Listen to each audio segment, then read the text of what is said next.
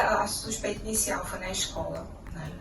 Benjamin, ele desenvolveu tranquilo, enfim, todos os marcos foram desenvolvidos dentro do tempo correto, né? Do tempo que se espera.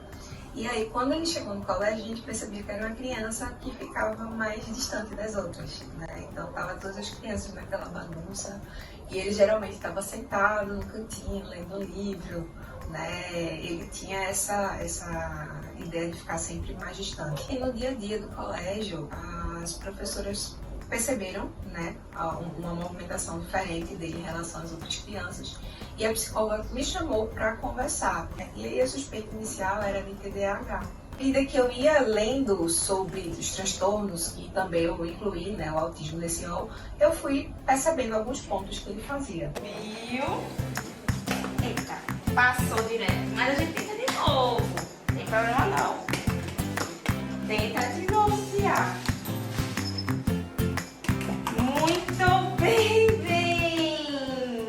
O diagnóstico, ele aconteceu de uma maneira bem inusitada e bem traumática para mim. Entrou na escola, né, a gente começou a ter essa conversa, e aí eu tentei marcar um neuro, né, que o médico que dá o diagnóstico é o psiquiatra, ou um neuro infantil. E aí quando eu fui para tentar marcar o neuro, tinha assim, uns 4, 5 meses de espera pelo plano de saúde. Quando ele voltou às aulas, teve uma atividade e ele caiu, correu. Quando ele caiu, correu e quebrou o pé. E aí a gente teve que levar ele na emergência, foi uma loucura, né? E aí lá na emergência, quando a ortopedista foi ver o pezinho dele, ele não reagia. Tava doendo. E ele não é normal, né, criança? E ela pegava, ele não dava aquela reação. E ela perguntou a mim, olha, você já viu, já avaliou ver se ele tinha autismo? Aí eu disse, não, mas a gente tem uma consulta e a consulta tá marcada. Aí ela falou assim, olha, a gente tem um neuro aqui que fica de plantão. Quando ele vier tirar o gesso, marque para o dia que o neuro tá. E eu falei, tudo bem. No dia de tirar o gesso, a gente levou ele para esse neuro e foi uma coisa bem traumática. O neuro olhou para ele e começou a fazer perguntas. E algumas perguntas que ele fazia só. E aí ele começou a gritar, eu vou até esse aqui. Aí ele fez assim. E Benjamin não olhou para a mesa. E eu olhei assim para o meu esposo, olhei para o médico. Que foi isso, né? Ele disse, tá vendo, esse menino é autista, como é que a pessoa não reage? Aí eu olhei assim, eu achei super estranho essa abordagem, né? Bem ignorante, por fim. Mas aí depois eu entendi que é questão de chamar a atenção, né? Algo não chamou a atenção. Isso que ele falou comigo foi 2 dias antes de decretar o lockdown. Então, a consulta com a médica que eu estava esperando há 4 meses foi cancelada. Então eu entrei no lockdown, passei 6 meses dentro de uma casa, com medo, achando que meu filho era autista e que a vida tinha acabado a partir dali, né? Que ia ser tudo diferente. A gente ia vendo mais sintomas, a gente ia lendo mais, estudando mais, né? E a gente via ele se agravando e não tinha como tratar, porque estava naquela agonia. Então a gente passou praticamente 6 meses com a criança, sem ter a certeza do diagnóstico e sem poder tratar, sem poder fazer absolutamente nada, porque estava um mundo em pandemia. E aí eu lembro que a gente marcou para setembro e ela olhou bem calma, né? Olhou para ele, ouviu a gente, ouviu tudo. E aí depois ela disse, olha, a gente tem realmente essa hipótese diagnóstica que seja autismo, mas eu não posso, em uma sessão, afirmar, categorizar que a criança tem algum problema. E aí ele vai fazer terapia.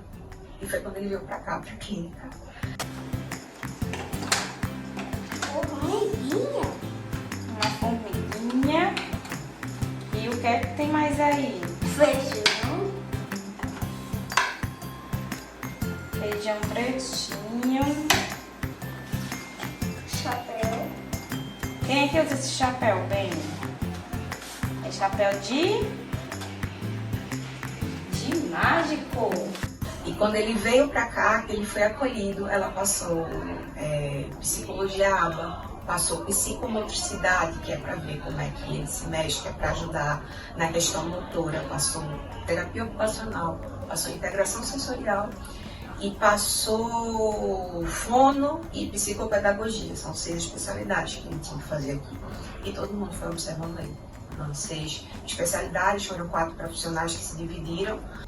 Desde que começou, né, eles realmente fecharam o diagnóstico em janeiro, 3 meses de terapia para poder fechar um diagnóstico. Não bater uma amiga que vai dizer ou não, nada. Quando fecharam, a gente já estava 100% tranquilo, 100% habituado e 100% consciente do que vinha pela frente.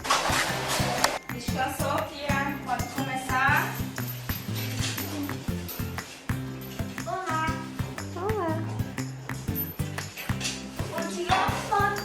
Tô tirando. Eu acredito que a maioria das pessoas tem uma visão muito, não vou dizer romantizada, mas muito robotizada sobre o que é autismo.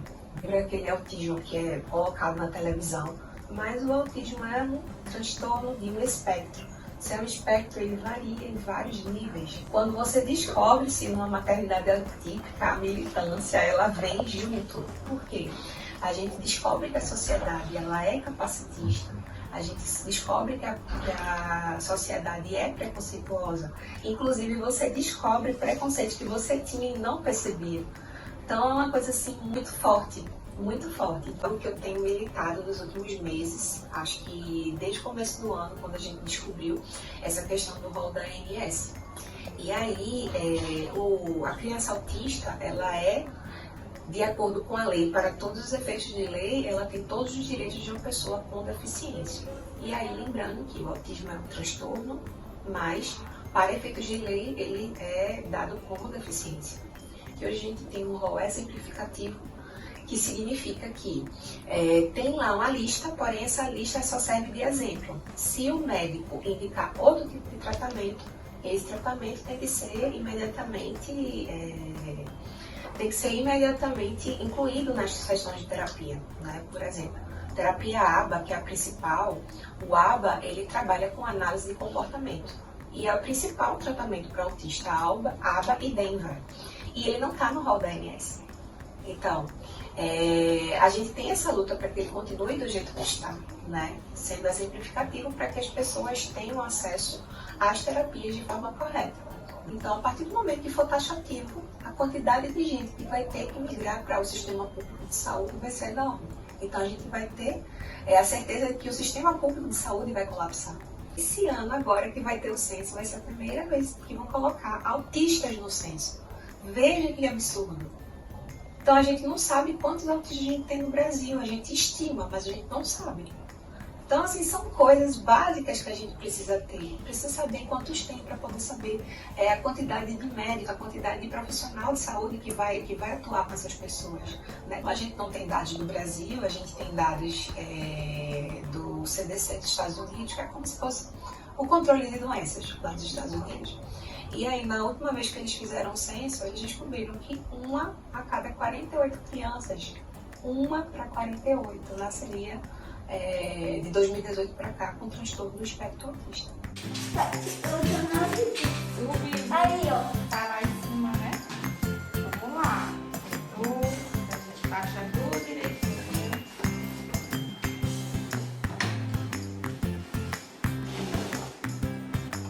O autismo é um diagnóstico que isola as mães, que sobrecarrega as mães, que são essas mulheres que vão ficar tendo a maior parte da carga com as crianças, né?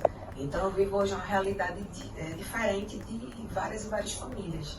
Graças a Deus eu sou casada com um parceiro que divide tudo. Então é um paradigma para a família inteira se reorganizar, se reestruturar, não só eu e meu esposo, mas os avós completamente participativos, né? Os tios participativos também.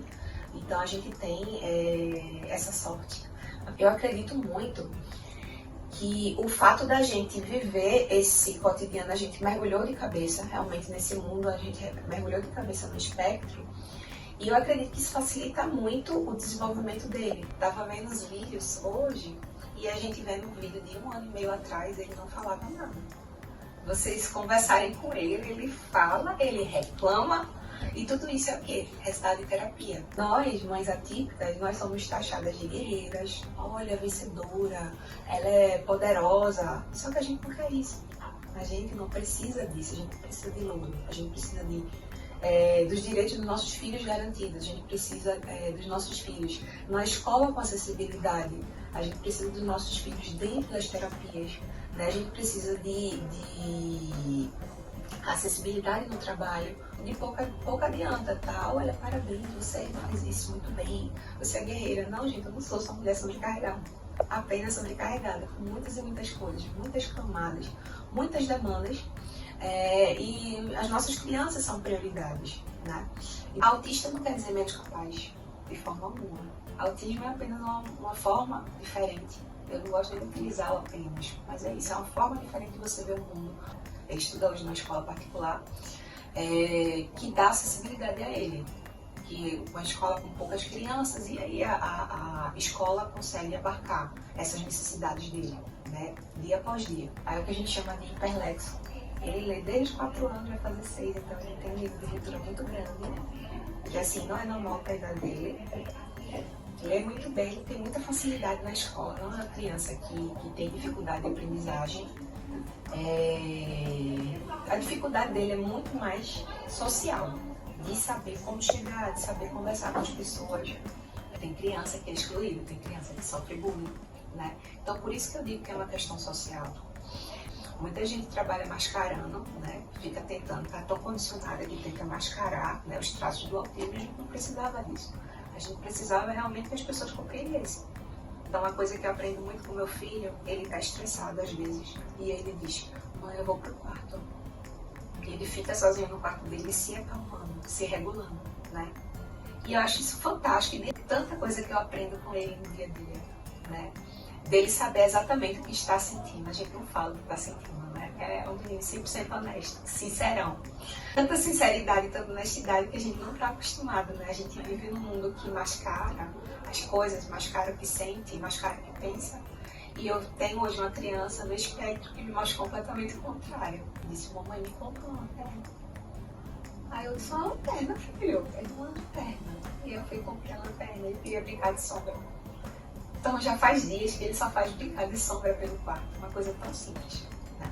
Tão simples, com tanta beleza. E essa beleza, nessa sutileza, né? Nessa leveza que ele leva a vida dele, sem filtro, porque a gente filtra muito. Eu aprendo como a vida é bonita do lado dele, sabe? E eu tento enxergar as coisas com o olhar dele. Um amor infinito e constante, que eu creio que todas as famílias atípicas vão se identificar com isso. No olhar, na pureza, no amor, no abraço. E eu tenho muito orgulho do meu filho. Muito orgulho pelo meu filho ser quem ele é, do jeitinho que ele é. Eu não trocaria ele por nada. Por nada.